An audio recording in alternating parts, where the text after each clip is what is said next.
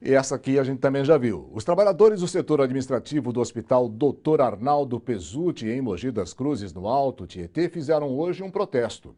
Os funcionários pararam as atividades para cobrar do governo do estado o cumprimento do acordo de 30 horas semanais de trabalho firmado há mais de 15 anos. O Hospital Estadual Dr. Arnaldo tem cerca de 1.400 funcionários. 250 deles na área administrativa e de atendimento, que paralisaram as atividades da manhã desta segunda, enquanto aguardavam a reunião do Sindisaúde com a diretoria técnica do hospital.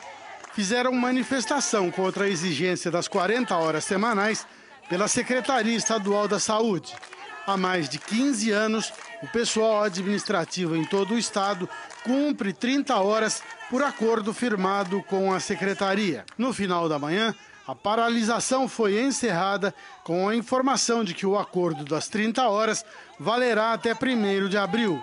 A mobilização vai continuar enquanto se aguarda a chegada de um projeto que oficializa as 30 horas à Assembleia Legislativa. Os gestores, os responsáveis pelos hospitais, eles ficam pressionando os trabalhadores para que venha cumprir as 40 horas. Por quê? Se os trabalhadores eles abrem mão das suas 30 horas, fica muito mais fácil deles não aprovar a lei, não regulamentar a lei.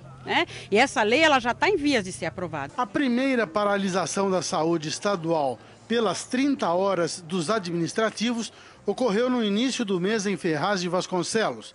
A paralisação terminou depois de 4 dias com a manutenção da carga horária anunciada pelo Sindisaúde. Porém, a Secretaria Estadual informou em nota que não houve acordo, mas que aceita discutir a proposta em conjunto.